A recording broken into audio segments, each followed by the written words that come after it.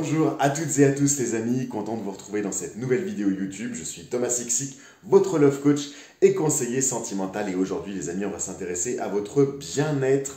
Et je vous ai réalisé un petit tableau juste ici derrière moi. Vous inquiétez pas, on va l'afficher à l'endroit juste à côté pour tout simplement estimer un petit peu de façon très simple au quotidien, savoir si vous êtes plutôt, que ce soit sur le plan personnel ou sur le plan sentimental dans votre relation, savoir si vous êtes plutôt dans le bien-être ou dans le mal-être. Et on va regarder ça plus en détail. Donc ça va s'afficher maintenant juste ici.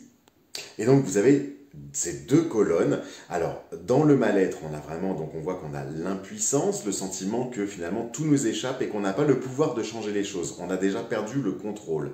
On a peut-être la frustration aussi, ça peut être même sur le plan sentimental, il y a quelque chose qui vous gêne, qui vous dérange et que il y a ce sentiment d'impuissance aussi, on ne peut rien faire. Ce qui peut aussi enclencher de la colère, vous voyez que c'est dans l'ordre. La culpabilité aussi. On peut culpabiliser de ne pas réussir à changer la situation, que ce soit sur le plan pour vous, encore une fois, ou dans la relation. Ça peut susciter chez vous une certaine impatience aussi, d'ailleurs. Il y a également le jugement. Donc le jugement, ça peut être le regard des autres, le regard de son conjoint, la façon dont il nous perçoit, dont il nous voit. Peut-être que des fois, il y a des critiques, il nous juge, et ça peut susciter une rancune. Et donc, la rancune, c'est pareil, c'est, vous savez, quand on garde quelque chose vraiment à l'intérieur de soi dans la relation, et c'est jamais bon, ça finit par ressortir, vous le savez, à chaque dispute.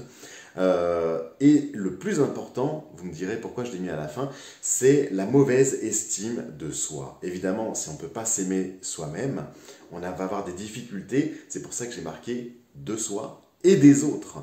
Si on ne s'aime pas soi-même, on ne peut pas avoir des difficultés, on va avoir des difficultés à aimer également l'autre, à donner de l'amour à l'autre.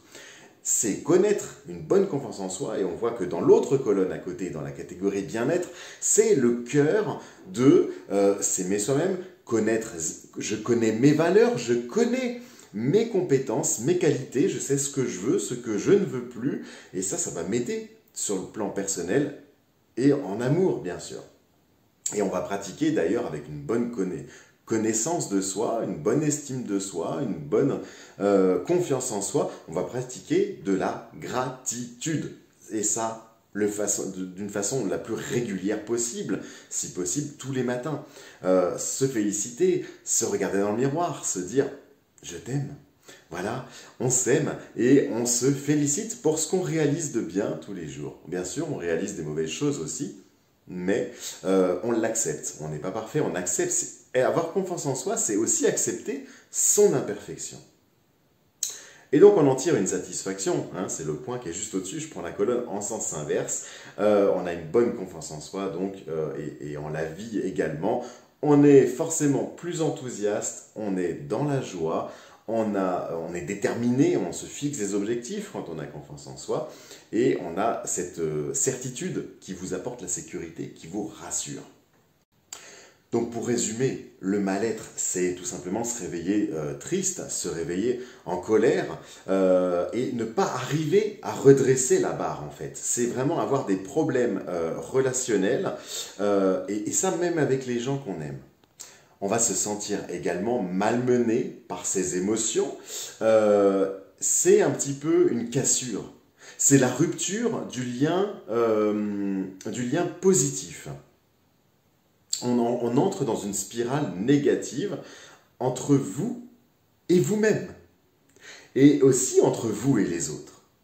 Ça, c'est le mal-être.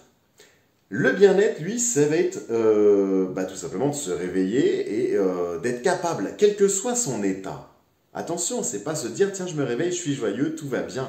C'est quel que soit son état d'esprit, c'est de se réveiller et d'avoir conscience qu'on peut le faire, qu'on peut changer les choses, c'est qu'on peut améliorer les choses. Dans l'autre, dans la catégorie mal-être, on a perdu ce pouvoir-là. On a perdu le contrôle. La confiance en soi va vous aider donc à améliorer la situation, à retrouver le contrôle et avoir cette capacité d'adaptation, c'est-à-dire que la vie n'est pas... tout n'est pas rose dans la vie, donc bien sûr il y aura des imprévus, des échecs, des insatisfactions, mais à la différence du mal-être, on va savoir rebondir et s'adapter. Il y a une meilleure gestion des émotions, c'est évident. On apprend à maîtriser ses émotions également.